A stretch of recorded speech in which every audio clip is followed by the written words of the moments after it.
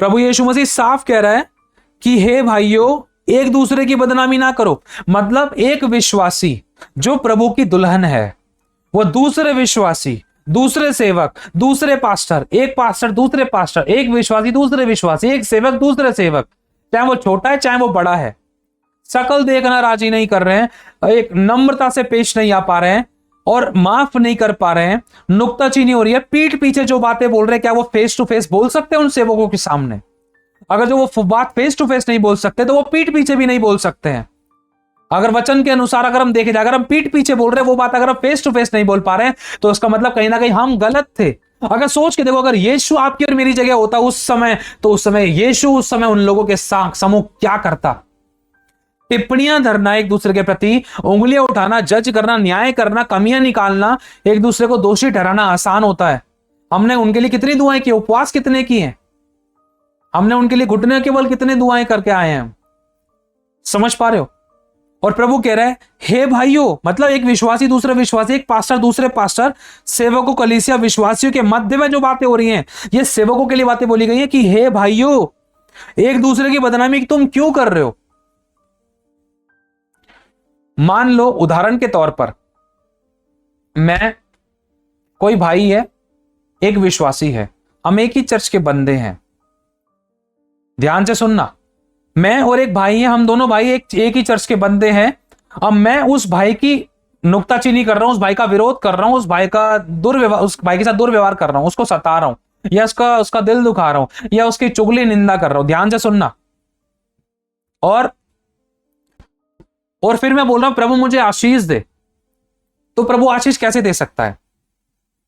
जिसके विषय में मैंने गलत व्यवहार किया, दुर्व्यवहार किया, उंगली उठाई है, निंदा की है, चुगली की है, विरोध किया है, अगर उसमें कोई कमी थी, मैंने उसके लिए दुआ नहीं की, उसके अंदर कोई बुराई थी, मैंने उसके लिए उसकी प्रार्थना नहीं की, लेकिन मैं उसको तोड़ दिया, उसको शब्दों के द्वारा, बातों के द्वारा, बहुत सारी बातों के द्वारा उसको तोड़ दिया, इनडायरेक्टली या डायरेक्टली उसको मैंने सताया, लेकिन उसके लिए मैंने दुआ नहीं की, उसको सीने से नहीं लगाया।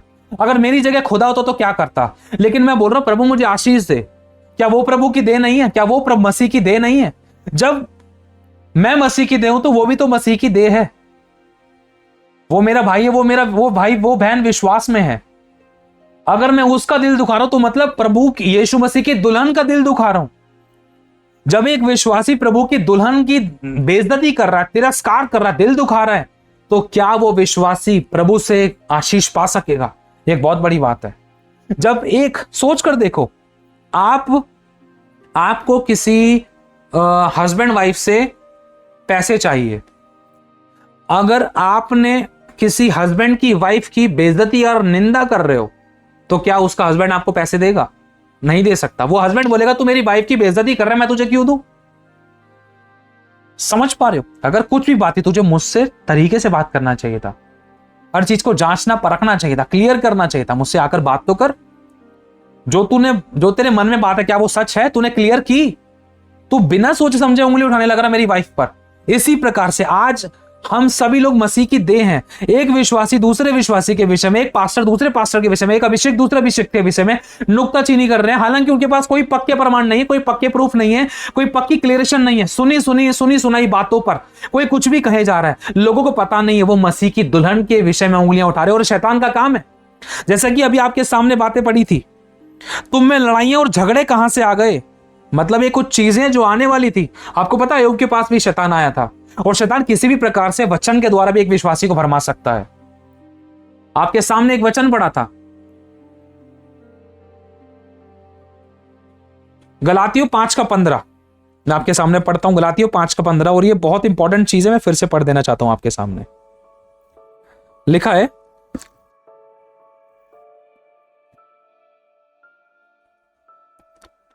पर यदि तुम एक दूसरे को दांत से काटते और फाड़ खाते हो तो चौकस रहो कि एक दूसरे का तुम नाश ना कर दो।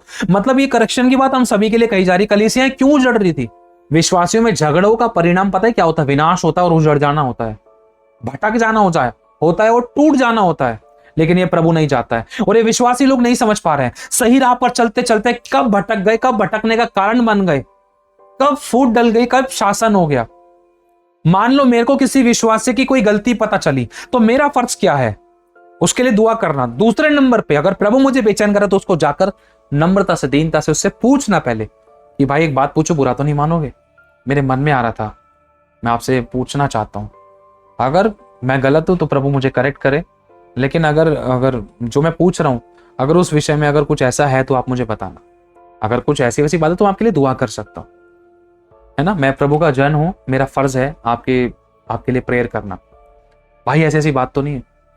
अगर मैं बिना सोचे समझे एक दूसरे के विषय में नुक्ताचीनी नहीं कर रहा हूं, उंगली उठा रहा हूं, दोष लगा रहा हूं, बुराई कर रहा हूं, भाई वो पास्टर ऐसा, वो विश्वासी ऐसा, वो कलीसिया का जन ऐसा, वो leader, teacher, preacher, evangelist, profit, apostle वो ऐसा वैसा, तो ये बहुत गलत बात है। अगर बाई चांस मैंने किसी के ऊपर उंगली उठा दी, भाई वो विश्वासी ना ऐसा है। अगर बाई चांस मैं गलत निकल गया, मैंने किसी की सुनी सुनाई पर बात पर कुछ कह दिया, अगर मैं गलत निकल गया तो प्रभु का न्याय मुझ पर आ सकता था। समझ पा रहे हो? जिसकी वजह से बहुत से विश्वासी, अगर हम कभी प्रभु बोझ लेते, प्रभु के वचन में क्या लिखा है, जब कभी भी तुम मसीह की देह को लो तो अपने आप को जांचो कि कहीं किसी बात में निकम्मे तो नहीं, कहीं किसी बात में कहीं कोई ऐसी मिस्टेक तो नहीं, देह के विषय में, देह के विरोध में कहीं कोई पाप तो नहीं। अगर हम उस वचन को पढ़े तो पहला कुरिन्थियों में हमें शायद मिलता है, आपके सामने पढ़ के बताता हूं। आज हम प्रभु बोझ लेते हैं और लेकिन लाइफ में चेंजेस नहीं है। 23वीं आयत, पहला कुरिन्थियों 11वां अध्याय 23 आयत, क्योंकि यह बात मुझे प्रभु से पहुंची, मैंने तुम्हें भी पहुंचा दी कि जिस रात प्रभु यीशु पकड़वाए गए, उन्होंने रोटी ली और धन्यवाद करके उसे तोड़ा और कहा कि ये रोटी नहीं है मेरी देह जो तुम्हारे लिए स्मरण की जाती है, तुम्हारे पापों के लिए तोड़ी जाती है। इसी रीति से उसने हमारे लिए ब्यारी के पीछे से कटोरा लिया और कहा कि ये दाखरस, कटोरा नहीं, ये दाखरस नहीं, मेरे लहू में एक नई वाचा है, जब कभी पियो तो मेरे स्मरण में यही किया करो, क्योंकि जब कभी तुम इस रोटी को खाते हो, इस कटोरे में से पीते हो, तो मेरी मृत्यु का प्रचार करते हो जब तक वो ना आए। इसलिए जो कोई इसको अनुचित रीति से इस रोटी में से खाए, इस कटोरे में से पिए, तो प्रभु की देह और लहू का अपराधी ठहरेगा। इस आखिरी आयत को याद रखना, प्रभु की देह और लहू का अपराधी ठहरेगा। आपको पता है प्रभु की देह कौन है? हम मसीह विश्वासी हैं, एक सेवक है, चाहे वो कितनी भी बड़ी कलीसिया का है, चाहे वो कितनी भी छोटी कलीसिया का है। अगर मैं उसका विरोध कर रहा हूं तो मसीह की देह का अपमान कर रहा हूं। इस कंडीशन में प्रभु बोझ लेने के कारण, आपको पता है, क्योंकि जो लोग खाते पीते प्रभु की देह को ना पहचाने, हम प्रभु के विश्वासी लोगों को नहीं समझ पा रहे, पास्टर्स लोगों को नहीं समझ पा रहे, या पास्टर विश्वासी को नहीं समझ पा रहे, या विश्वासी पास्टर्स को नहीं समझ पा रहे, तो इस मिस्टेक्स के कारण वो इसे खाने से अपने ऊपर दंड लाते हैं। इसी रीति से, इस कारण से लिखा है, बहुत से सो गए, बहुत से लोग निर्बल हो गए, बहुत से लोग रोगी हो गए थे। मसीह की देह, जैसा कि अभी आपको शॉर्ट में बताया गया था, हम सब प्रभु के विश्वासी जो हैं, यीशु मसीह की दुल्हन है। अगर मैं किसी दूसरे विश्वासी के विषय में दुर्व्यवहार कर रहा हूं, हालांकि मेरे पास पूरे पक्के प्रमाण नहीं है, लेकिन अगर है भी तो भी मेरे को अधिकार नहीं है। अगर फिर भी चलो मैंने जोश होश में करके अगर मैंने किसी को जज कर भी दिया, अगर बाई चांस मैं गलत निकला, तो इसका मतलब मैंने प्रभु की दुल्हन को छेड़ दिया। हो सकता है अगर उसने प्रभु बोझ ले अपने पापों को क्षमा मांग ली तो प्रभु ने उसको तुरंत माफ कर दिया, उस समय वो प्रभु की दृष्टि में शुद्ध हो सकता है। लेकिन अगर मैंने अनजाने में बार बार उसके विषय में उंगली, दोष या विरोध या टिप्पणी जचता रहा, या डायरेक्टली इनडायरेक्टली उसको समझाता रहा, उसको बोलता रहा, उसको टोन मारता रहा, तो कहीं मैं प्रभु की दृष्टि में दोषी न ठहरू। क्योंकि लिखा है, मनुष्य अपनी ही बातों के कारण दोषी और निर्दोषी ठहराया जाता था। बहुत से विश्वासी इस बात के विषय में अनजान थे, उनको पता भी नहीं चला कि कब वो गिर गए। हालेलुया। किसी को बुरा लगा तो दिल से सॉरी। याकूब 4:1 में प्रभु कह रहा है कि तुम में झगड़े रगड़े कहां से आ गए भैया?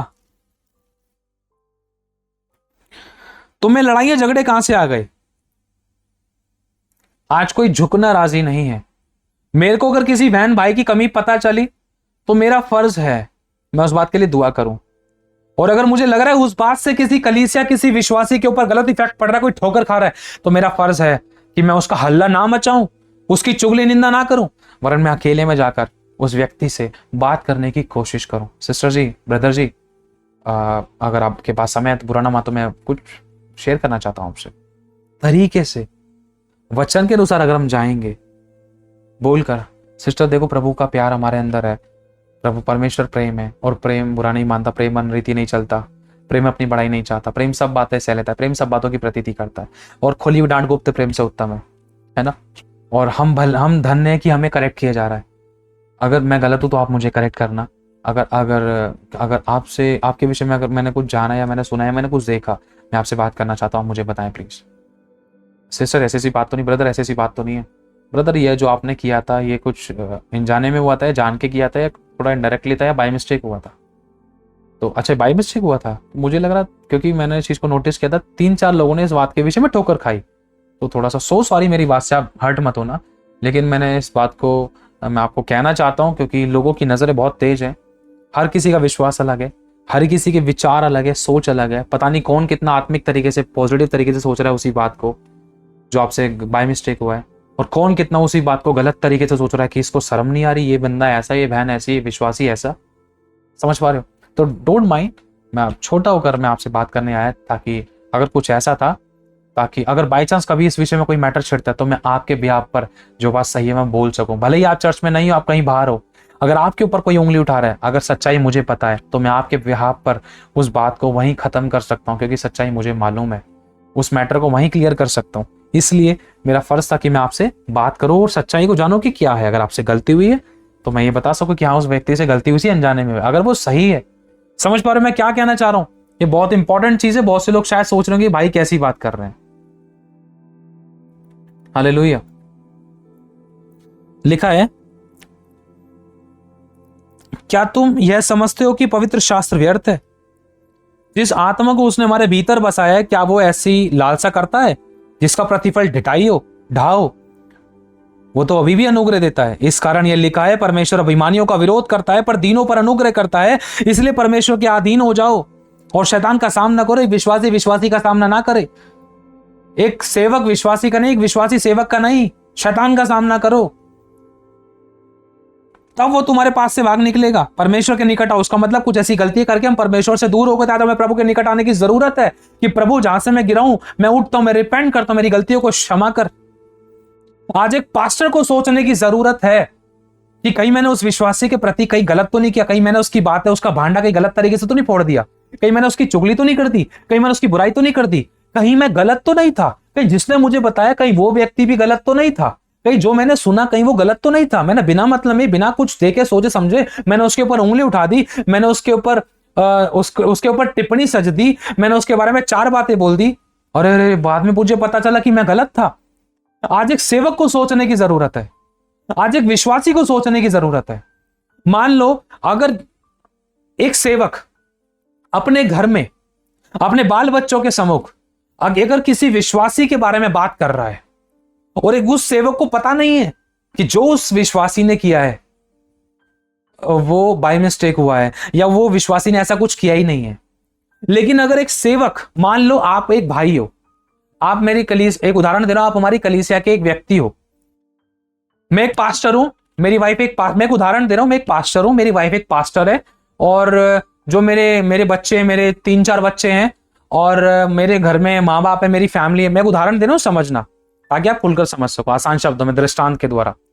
तो मेरे को जब आपके बारे में कुछ पता चला कि भाई तूने ऐसे ऐसा काम किया है, हालांकि मेरे पास कोई पक्के पूरे प्रमाण नहीं है, हालांकि मैंने आपसे भी बात नहीं की, मैंने आपसे कोई क्लियर नहीं किया है, लेकिन मैंने आपकी जो बात मैंने आपके बारे में सुनी वही उठपटांग या कुछ गलत बात या वचन के विरोध की बात, हालांकि आपने ऐसा किया नहीं है, लेकिन जब मैंने सुना मुझे लग रहा हाँ इस विश्वासी ने बताया तो ऐसा ही होगा, ये बंदा ऐसी ही होगी, ये बहन ये ऐसा ही होगा, ये लड़का ऐसा ही होगा, ये विश्वासी ऐसा ही होगा, ये लीडर ऐसा ही होगी, ये लड़की ऐसे ही होंगे, जवान लड़का लड़की। समझ पा रहे हो? तो जब मैंने सुना तो वही बात अगर मैं अपने माँ बाप, अपने फैमिली, अपने विश्वासी भाई बहनों के बीच में कर रहा हूं, तो पता है आपको कि मेरे कारण मेरे घराने, मेरे फैमिली वाले ठोकर खा सकते थे। कैसे? अगर मेरे को किसी बंदे ने बताया कि आप भाई गलत हो, तो वही बात अगर मैं अपनी फैमिली में कर रहा हूं कि देख यार वो पास्टर ऐसे गलत है, वो विश्वासी ऐसे गलत है, पता नहीं वो विश्वासी क्या कर रहा है चर्च में, वो विश्वासी क्या कर रही है चर्च में, हालांकि मेरे पास पूरे पक्के प्रमाण नहीं है और रियलिटी में आप गलत भी नहीं हो, लेकिन जब मैंने किसी की सुनाई मैंने अपने घर परिवार में बोल दी, तो जिनके सामने मैंने बोली उनके मन में भी आपके प्रति विरोध उत्पन्न हो गया, आपके प्रति उनके मन में भी कड़वाहट या बुराई उत्पन्न हो गई। और जब मुझे बाद में पता चला अरे यार तुम तो सही थे, तुम गलत नहीं हो, तुम सही हो। समझ पा रहे हो उस बात को? हालेलुया। जब बाद में मुझे पता चला कि आप सही हो, अरे मैंने तो अपनी फैमिली में ये सारी बातें उस विश्वासी के बारे में बता दी, कहीं मेरे फैमिली वाले ये ना सोचे कि वो विश्वासी सच में ऐसा है या ऐसी है। बहुत से सेवक लोगों से कहीं ना कहीं मिस्टेक्स होती थी, बहुत से विश्वासियों से मिस्टेक्स होती थी। बिना सोच विचार का कहना तलवार सा पैना लगता है, बिना सोच विचार के कभी किसी पर टिप्पणी कर देते तो वो कहीं ना कहीं ठोकर का कारण बन सकते थे। हालांकि अगर पक्के प्रमाण में, फिर भी हमें जज करने का अधिकार नहीं है। अगर हमें ज्यादा बेचैन हुई तो हम अकेले में जाकर क्लियरली नम्रता दीनता से बात क्यों ना करें, पूछे पहले कि सिस्टर ब्रदर क्या ऐसा है, मैंने कुछ सुना था, इसलिए पहले मैं क्लियर करना चाहता हूं कि सच में ऐसा ही बात जो आपकी लाइफ में या आपके द्वारा या आपसे ऐसा हो रहा है। जब सामने से पता चलेगा नहीं सिस्टर, नहीं पास्टर जी, नहीं सिस्टर जी, नहीं दीदी, नहीं भैया, नहीं आंटी, नहीं अंकल, नहीं ब्रदर, ऐसा नहीं है, तब आप समझ सकोगे कि शैतान ने आपके और उसके बीच में, उस पास्टर और आपके बीच में फूट डालने की कोशिश करी थी और किसी भी व्यक्ति को इस्तेमाल कर लिया था कोई भी कड़वी ऐसी बात को लेकर आकर। अगर आप झटपट उंगली उठाकर उसको सुनाने लग जाते ना तो आप ठोकर बन सकते थे उस विश्वासी का। कितने लोग इस बात से ठोकर खाते हैं। पौलुस कहते हैं, याकूब की पत्री अगर हम पढ़ते हैं, प्रेरित पौलुस भी हमें समझाते हैं कि जो बात सही है उनको एक्सेप्ट करो, हर बात को परखो। लिखा है, परमेश्वर के निकट आओ तो वो भी तुम्हारे निकट आएगा। हे पापियों अपने हाथ शुद्ध करो, हे दूषित लोगों अपने हृदय को पवित्र करो। आज एक विश्वासी, एक सेवक अपने हृदय को पवित्र नहीं कर पा रहा है, चाहे वो किसी के प्रति अपने मन में कड़वाहट या जलन या विरोध रख के बैठा है, चाहे वो किसी कलीसिया को लेकर, चाहे किसी की सेवकाई को लेकर, चाहे किसी मीटिंग्स को लेकर, चाहे किसी के लेवल को लेकर। अगर एक पास्टर दूसरे पास्टर के विषय में, एक प्रेरित दूसरे, क्या बताऊं मैं आपको, एक अभिषिक्त दूसरे अभिषिक्त के विषय में, एक विश्वासी दूसरे विश्वासी चल रहा है, जय मसीह की ना होने की वजह से एक विश्वासी एक पास्टर से जलन रख रहा है। समझ पा रहे हो? झगड़े रगड़े, अपने हृदय को शुद्ध पवित्र करो। प्रार्थना क्यों सुनी जा रही, डिलीवरेंस क्यों नहीं हो रहे, मिरेकल्स लाइफ में क्यों नहीं हो रहे? क्योंकि हृदय में किसी के प्रति कड़वाहट थी, हृदय शुद्ध नहीं थे, अशुद्धता से भरे हुए थे। इसलिए शिक्षा आपके और हम सभी के लिए है। दुखी हो और शोक करो, प्रभु का आत्मा बता रहा है कि तुम अपने हृदय को पवित्र करो। हे दूषित लोगों, तुम अपने हृदय को पवित्र करो। प्रभु एक तरीके से समझ लो डांट दे रहा है हमें। दुखी हो, तुम बहुत आनंद मना लिया तुमने। दुखी हो, जो गलतियां तुमने की उस बात के लिए तुम दुखी क्यों नहीं हो रहे? अपनी गलतियों को करेक्ट कर लो, अपने दाग दबे झुर्रियों को हटा लो, यह मौका है। और शोक करो, बहुत आनंद मना लिया, और रो, अपने पापों के लिए गिड़गिड़ाओ, प्रभु के सामने आओ, खोलो अपने हृदय को, माफ करो सभी को, बिना सोचे समझे किसी पर उंगली ना उठाओ, मेल मिलाप को खोजो। तुम्हारा आनंद उदासी में बदल जाए, प्रभु के सामने दीन बनो, तो वह तुम्हें शिरोमणि बनाएगा। हे भाइयों, एक दूसरे की बदनामी ना करो। जो अपने भाइयों की बदनामी करता है या भाई पर दोष लगाता है, वो व्यवस्था की बदनामी करता है और व्यवस्था पर दोष लगाता है। और हमारे यीशु ने व्यवस्था को पूरा किया है। समझ पा रहे हो? बिना सोच विचार के एक सेवक दूसरे सेवक पर, एक सेवक विश्वासी पर, एक विश्वासी सेवक पर, एक विश्वासी दूसरे के विषय में कभी कोई वीडियो बना रहा है, कभी कोई वीडियो बना रहा है, कभी कुछ कभी कुछ। अरे दुआएं कितनी कर रहे हैं हम लोग, पता भी नहीं चल रहा है। आत्मा से शुरू करके शरीर की बातों पर खत्म हो रहा है और वो शैतान के लिए द्वार खोल रहे हैं। फिर शैतान उनकी लाइफ में अटैक्स करता था, पता नहीं चलता फिर ये प्रॉब्लम कहां से आ गई थी, लोग समझ ही नहीं पाते थे। हालेलुया।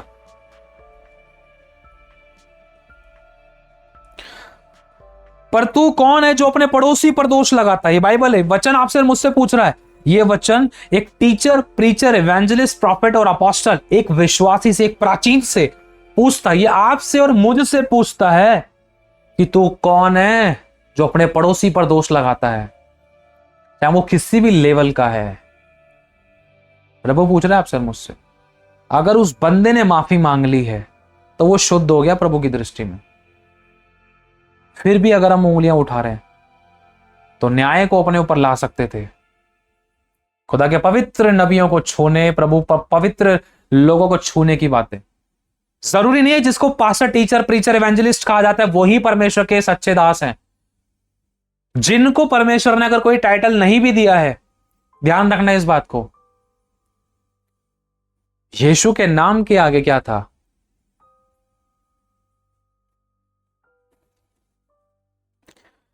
हालेलुया। नए नियम के अंदर कुछ परमेश्वर के सेवक ऐसे हैं जिनके नाम के आगे कोई प्रेरित नहीं लगाए, कोई पास्टर नहीं लगाए, कोई प्रॉफिट नहीं लगाए, उनको नाम से ही पुकारा गया सीधा। प्रेरितों के अलावा भी अगर हम देखें, बहुत सारी चीजें हमें सीखने के लिए मिलती हैं। हालेलुया। लेकिन कुछ है जिनको प्रेरित तरीके से हाईलाइट किया गया है, और उसने तो कह दिया मैं तो सबसे बड़ा पापी हूं। वो सब कुछ, बहुत कुछ होने के बाद भी अपने आप को शो नहीं कर रहा है। हालेलुया। बरनबास के बारे में हम सब लोग जानते हैं, और भी कई सारे परमेश्वर के ऐसे सेवक लोग हैं, तीतुस है, और भी बहुत सारे सेवक लोग हैं। आज के टाइम पर जो भी परमेश्वर के वचन की शिक्षाएं दे रहे हैं, हमें सभी के प्रति अपने मन में, अपने हृदय में प्यार रखना है। अगर कोई कहीं गलत जा रहा है, उसके लिए दुआ करनी है, टिप्पणी नहीं करनी। अरे वो पास्टर ऐसा हो गया, वो पास्टर ये कर रही है, वो पास्टर वो कर रहा है, तुमने सुना है? अरे उसकी कलीसिया में, इसकी कलीसिया में। मेरे को ये बताओ, मेरे को क्या बताओ? प्रभु ने पूछा, मैं एक उदाहरण दे रहा हूं, कि फल का है, फ्रूट का है। कितनों को तूने सुसमाचार सुनाया, कितनों को तूने प्रचार किया, कितनों को तूने गवाही दी, कितनों को तू मेरी तरफ खींच के लाया, कितनों को तूने बपतिस्मा दिया, कितनों को तूने डिलीवर किया, कितनों का तूने उद्धार बना, कितने फलों को तूने तैयार किया? ये कहां है? तो क्या जवाब दे सकते थे हम? क्योंकि हम तो इन्हीं बुराइयों में, विरोध में, झगड़े कलेश वाद विवाद ईर्ष्या में, एक दूसरे की नुक्ताचीनी करने में, टांग खींचने में, विरोध झगड़ा करने में, अपने आप को या दूसरे को, किसी को दोषी या छोटा या बड़ा या कुछ भी गलत ठहराने में, टिप्पणियां जचने में, डायरेक्टली इनडायरेक्टली टोन मारने में, डायरेक्टली इनडायरेक्टली किसी को छेड़ने में, सुनी सुनाई बातों को बोलने में, बिना किसी प्रमाण के बिना किसी क्लियरेशन के हम बस टिप्पणियां देने में, बिना किसी के जूते में पैर डाले अनुभव लेने के, बिना अनुभव लिए हम बस लगे पड़े। अगर प्रभु पूछ रहे कि वेयर इज योर फ्रूट्स, कहां है फल? कितनों को बपतिस्मे दिए, कितनों को प्रभु में लेकर आए, कितने बने रहे, कितने उद्धार पाए हैं? क्या उत्तर होगा हमारे पास? ही सोचने वाली बात है। हालेलुया। हे भाइयों, एक दूसरे की बदनामी ना करो। जो अपने भाई की बदनामी करता है, जो एक विश्वासी दूसरे विश्वासी की, एक दुल्हन दूसरी दुल्हन की बदनामी कर रहा है, तो प्रभु उसके उसके मालिक से क्या पाएंगे? हम कुछ पाएंगे?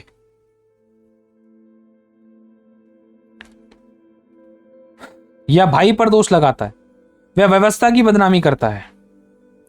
तुम जो ये कहते हो आज या कल हम किसी और नगर में जाकर वहां एक वर्ष बिताएंगे और व्यापार करके लाभ कमाएंगे, और यह नहीं जानते कि कल क्या होगा। सुन तो लो, तुम्हारा जीवन है ही क्या? तुम तो भाप के समान हो, जो थोड़ी देर दिखाई देती है फिर लोप हो जाती है। इसके विपरीत तुम्हें यह कहना चाहिए, यदि प्रभु चाहे तो हम यहां जाएंगे, प्रभु चाहे तो ये खाएंगे, प्रभु चाहे तो उधर जाएंगे, प्रभु चाहे तो ये करेंगे, प्रभु चाहे तो हम वो करेंगे, प्रभु चाहे तो, मालिक चाहे तो हम नौकर, तब हम कुछ कर सकेंगे। यह हमें कहना चाहिए।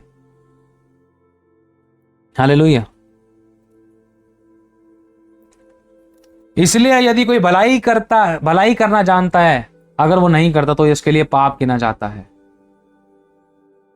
गलातियों 5:19, शरीर के काम तो प्रकट है, अर्थात व्यभिचार, लुचपन, झगड़ा, ईर्ष्या, फूट, विरोध, ढांग, मतवालापन, लीला क्रीड़ा, ईर्ष्या, इनके ऐसे और अन्य अन्य कई काम हैं जिनके बारे में कह चुका हूं, और वर्णन कह भी देता हूं कि ऐसे ऐसे काम करने वाले लोग परमेश्वर के राज्य के वारिस ना होंगे। और रोमियो की पत्री 12:17 से लेकर 19 तक हमें साफ बताता है कि किसी से बुराई के बदले बुराई ना करो। हे प्रिय लोगों, तुम अपना पलटा ना लेना, परंतु परमेश्वर के क्रोध के लिए स्थान दो, अवसर दो। कुलुस्सियों 3:8 में, पर अब तुम इन सब बातों को दूर कर दो, क्रोध, प्रकोप, बैर, निंदा और अपने मुंह की ऐसी अशुद्ध बातों से अपने आप को दूर करो। कुलुस्सियों 3:8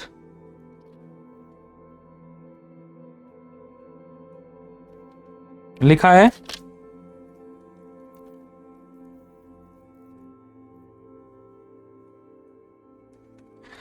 पर अब तुम भी इन सब को अर्थात क्रोध, रोष, बैरभाव, निंदा और मुंह से गालियां बकना, ये सब बातें छोड़ दो। एक दूसरे से झूठ मत बोलो, क्योंकि तुमने पुराने मनुष्यत्व को उनके कामों समेत उतार डाला है और एक नए मनुष्यत्व को पहन लिया है, जो अपने सृजनहार के स्वरूप के अनुसार ज्ञान प्राप्त करने के लिए नया बनता जाता है। उसमें ना तो यूनानी रहा, ना यहूदी, ना खतना रहित,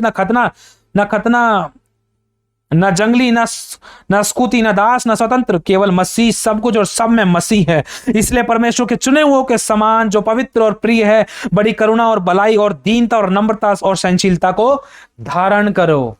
हालेलुया।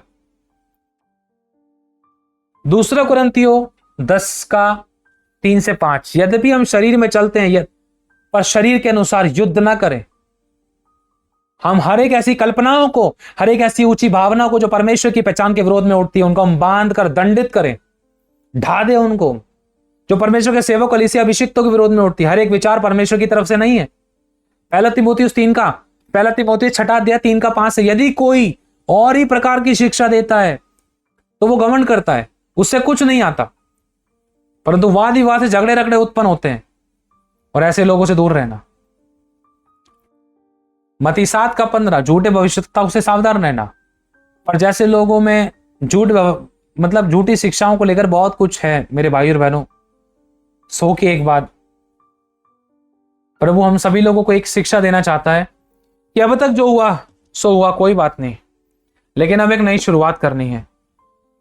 हमें आपस में नहीं लड़ना है, हमें शैतान को जवाब देना है, परमेश्वर के अधीन होना है, परमेश्वर के निकट आना है, एक नई शुरुआत करनी है। हालेलुया। प्रभु आशीष दे आप सभी लोगों को। आइए हम प्रार्थना में चलते हैं। Thank you Jesus, thank you father, thank you Lord, thank you Holi spirit. हम आपको धन्यवाद करते हैं, आपकी तारीफ, आपकी बड़ाई, आपकी महिमा, आपका आदर मान सम्मान हो प्रभु। इस पल तक भी हमसे कोई भी गलतियां होगी, हम अपनी गलतियों को तेरे सम्मुख मानते हैं, क्षमा मांगते हैं प्रभु। तेरे लहू से हम सभी को धो के शुद्ध, पाक सा, पवित्र करके अपने लहू से हमें शुद्ध करने के लिए धन्यवाद देते हैं। हम सभी के दंड को दूर करने के लिए धन्यवाद देते हैं। आपने हम सभी के लिए क्रूस पे सब कुछ पूरा कर दिया। हाँ प्रभु, डायरेक्ट एंड डायरेक्टली इस पल तक भी शब्दों से, विचारों से, व्यवहारों से, कामों से, चरित्र से किसी पर भी दोष लगाया, बुराई की कमी निकाली, वो के जो तेरी दृष्टि में बुरा था, इन सबको हम सभी को क्षमा करके तेरे सभी दास कलीसिया अभिषेक्तों को, pastor, teacher, preacher, evangelist, profit, apostles को, और प्रभु सेवकों को, विश्वासी को, प्राचीनों को, सभी के ब्याह पर हम सभी के विषय में हम सभी के लेकर प्रभु तेरे सम्मुख क्षमा चाहते हैं। यीशु के लोसन सभी को, हम सभी को क्षमा करने के लिए धन्यवाद देते हैं। विश्वास करते प्रभु पुरानी सब बातें बीत गई, सब कुछ नहीं गया, ये सब बातें हम सभी की करेक्शंस के लिए, हम सभी के दंड को दूर करने के लिए धन्यवाद देते हैं। हर एक आशीष और बरकतों के लिए धन्यवाद देते हैं प्रभु। पुरानी सब बातें बीत गई, सब कुछ नया हो गया, जो गिर गए हो फिर से उठे। आपने कहा जो भी तू मेरे नाम से मेरे पिता से मांगेगा तुझे मिल जाएगा। प्रभु हम फिर से उठे, एक नई शुरुआत करते, सहनशीलता, नम्रता और दीनता को, प्रेम और पवित्रता को धारण करें, ताकि हम सभी के लिए आशीष और एक सेट एग्जाम्पल बन सके। आगे को ऐसी गलतियां हमसे ना होने पाए। जहां भी हम गलत है हमें करेक्ट करें, हम करेक्ट होना चाहते हैं, बदलना चाहते हैं प्रभु, मुझे भी करेक्ट करें सब बातों के विषय। अब तक आपने सभी को, हम सभी को संभालेंगे, संभालेंगे प्रभु। यीशु मसीह के सामर्थ्य नाम से मैं इस प्रार्थना को मांगता है, आपके सिद्ध इच्छा हम सबकी जिंदगी पूरी हो। आमेन, आमेन और amen, amen. God bless you so much प्रभु। सभी लोगों को बहुत आशीष दे प्रभु, सभी की संभाल करें, खुदावंद सभी को बड़ी बड़ी गवाही के साथ खड़ा करे। और मैं एक चीज़ आप लोगों से और कहना चाहता हूँ, जैसे कि यदि प्रभु आपको अगवाही करता है, किसी को कोई फोर्स नहीं, कोई ज़ोर ज़बरदस्ती नहीं है, जैसे कि स्क्रीन पर दिख रहे, आप बारकोड को स्कैन करके आप इस मिनिस्ट्री को, इस जो प्रभु की जैसे सेवकाई चलती है, जिसमें प्रभु हमें इस्तेमाल करता है, आप हमें ब्लेस कर सकते हैं। आप अपनी कोई भी ब्लेसिंग्स को आप सेंड कर सकते हैं इस मिनिस्ट्री को सपोर्ट करने के लिए। लेकिन किसी को कोई फोर्स नहीं, कोई ज़ोर ज़बरदस्ती नहीं है। और आप अपने दशमांश अपनी अपनी चर्चेस में दीजिए, आप अपनी चर्चेस के साथ, और अब जहाँ भी आप जाते हैं वहाँ पर ईमानदार वफादार रहें। और एक चीज़ और मैं कहना चाहता हूँ, यदि प्रभु आपको अगवाई करे तो आप इस चैनल को सब्सक्राइब कर सकते हैं, इस वीडियो को शेयर कर सकते हैं। और अगर आपको हमारी अकाउंट डिटेल्स भी चाहिए तो आप डिस्क्रिप्शन में आपको मिल सकती है। बाकी आपको बारकोड स्क्रीन पर दिखाई दे रहा होगा, आप उसके द्वारा भी इस मिनिस्ट्री को सपोर्ट कर सकते हैं। लेकिन फिर भी किसी को कोई फोर्स नहीं है, कोई ज़ोर ज़बरदस्ती नहीं, खुशी जैसा आप प्रभु आपको अगवाई करे, खुशी, आनंद, हर्ष के साथ। God bless you all. आप हमारे लिए दुआ करेंगे, वो भी बहुत बड़ी बात है। Thank you Jesus, thank you Holi spirit. खुदावन सभी को संभाल के रखे, आपके बीचों पर, आपकी प्रार्थनाओं पर खुदावन बहुत आशीष दे, और आपके आंसू की शुद्धि दे। आमीन। God bless you so much. Thank you Holi spirit.